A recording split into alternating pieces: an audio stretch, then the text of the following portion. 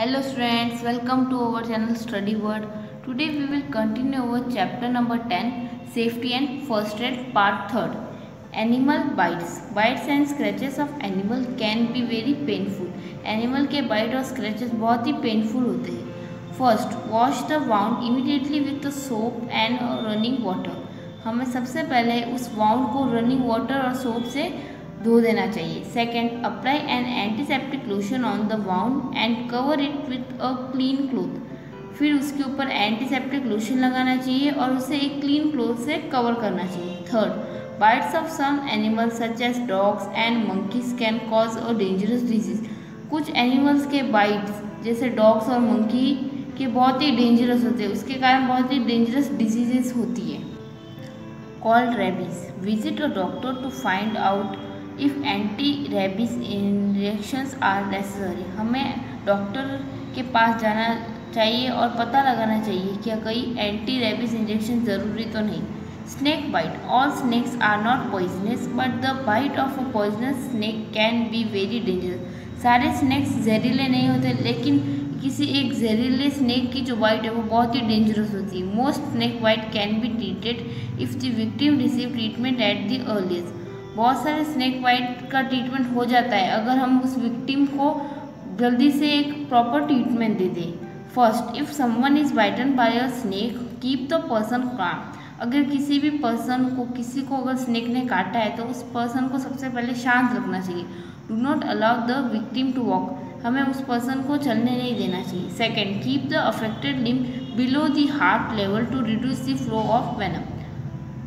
हमें उस affected limb यानी जहाँ पर उस स्नेक ने काटा है उसे हार्ट लेवल से नीचे रखना चाहिए ताकि हम स्नेक का पॉइजन का फ्लो को हम रिड्यूस कर सकते हैं. Bandage the affected limb by using a bandage और पीस ऑफ क्लोथ. हमें उस अफेक्टेड लिम्ब को बैंडेज कर लेना चाहिए एक बैंडेज की मदद से या किसी भी एक कपड़े के टुकड़े से. Make the bandage tight but not too tight. हमें बैंडेज टाइट बांधनी चाहिए लेकिन इतनी भी ज़्यादा टाइट नहीं बांधनी चाहिए. Use a splint to keep the affected part still. हम यहाँ पर स्प्लिट का यूज़ कर सकते हैं ताकि हमारा जो अफेक्टेड पार्ट है वो स्टिल रहे. Third, never try to suck out the venom by mouth. कभी भी हमें उस स्नेक के पॉइजन को मुंह से सक करने की कोशिश नहीं करनी चाहिए. Nose bleed. First, seat straight with your head tilted slightly forward. हमें स्ट्रेट मिलना चाहिए और हमारा हेड को स्लाइटली फॉरवर्ड की तरफ झुकाकर. डू नॉट लीन बैक और टिल्ट दी हेड बैकवर्ड. हमें पीछे की तरफ झुक के नहीं बैठना चाहिए, ना हमारे हेड को पीछे की तरफ बैकवर्ड टिल्ट करना चाहिए. Second, pinch the tip of nose with your thumb and index finger for at least 10 minute. हमें अपने नोज को पिंच करके रखना चाहिए अपने इंडेक्स फिंगर और थंब की मदद से एटलीस्ट 10 मिनट्स तक. Third, breathe through your mouth. हमें इस समय अपने मुंह से ब्रीथिंग करनी चाहिए. If the breathing does not stop apply pressure for another 5 minute. अगर ब्रीदिंग फिर भी रुक नहीं रही है तो हमें प्रेशर अप्लाई करना चाहिए 5 मिनट्स तक. Fourth, you can also apply an ice pack on the nose to stop bleeding. हम आइस पैक का भी यूज़ कर सकते हैं ब्लीडिंग को रोकने के लिए. Do not blow or pick your nose for few hours. हमें अपने नोज को ब्लो या पिक करके नहीं रखना चाहिए. Minor Burns. Fire and hot things can cause Burns. Fire यानी आग और कुछ हॉट थिंग्स गर्म चीज़ों के कारण हमारी स्किन को बर्न कर लेते हैं. हॉट वाटर और स्टीम ऑफन कॉज बर्न. कभी कभार गर्म पानी और स्टीम से भी बर्न हो सकती है हमारी skin. First, keep the burn area under cool water for at least 5 minute. हमें उस बर्न एरिया को ठंडे पानी में कम से कम 5 मिनट तक रखना चाहिए. Second, burning often leads to formation of blister on the skin.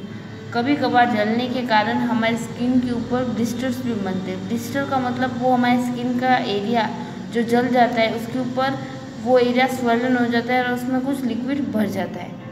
Do not break out. हमें उस लिक्विड उस स्वेलन एरिया को तोड़ना नहीं चाहिए. And open blister can get infected. और अगर हम इसे तोड़ेंगे तो वो ओपन हो जाएगा और वो जगह इन्फेक्टेड हो जाएगी. Third, apply aloe vera gel an antibiotic ointment over the burn area.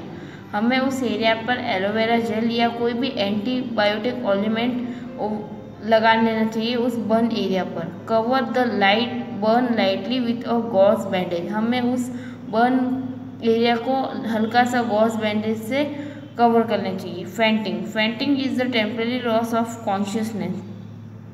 Fainting मतलब बेहोश होना, वो एक कॉन्शियसनेस यानी सचेतना से हमें थोड़ी देर के लिए हम उससे लूज हो जाते हैं यानी अनकॉन्शियस हो जाते हैं। It occurs when sufficient blood does not reach the brain, ये जब होता है जब हमारे ब्रेन के पास प्रॉपर ब्लड नहीं पहुंचता। Fainting can occur due to various reason such as being hungry for a long time, being tired और being expose to sunlight for a long time. इसके बहुत सारे कारण हैं, जैसे हम बहुत टाइम तक भूखे हो, हम बहुत ही थक गए और बहुत देर तक हम सनलाइट से expose.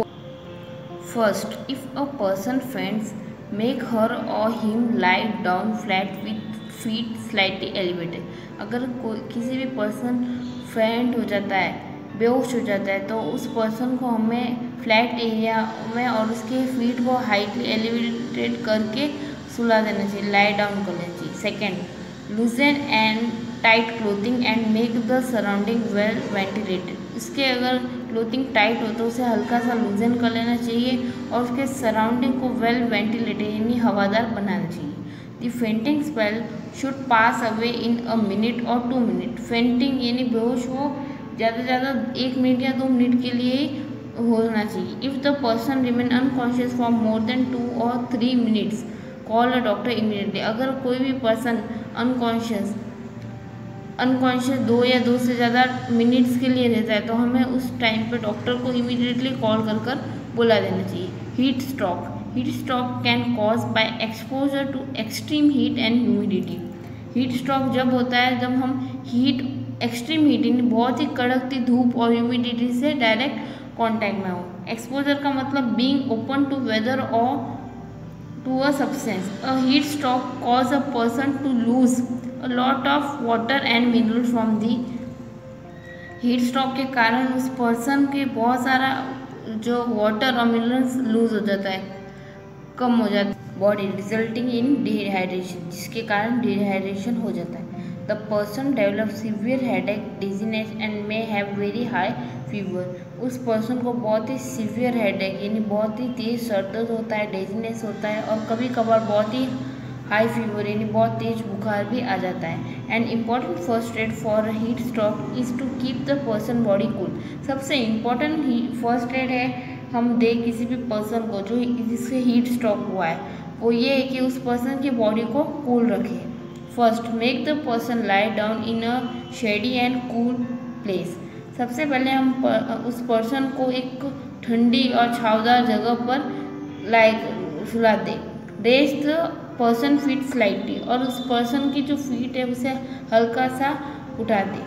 Second, apply cool water over the body.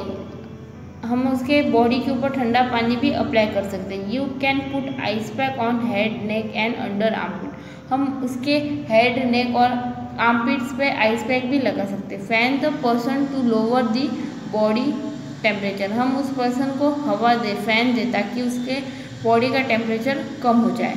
Third, if conscious give the person water और ORS यानी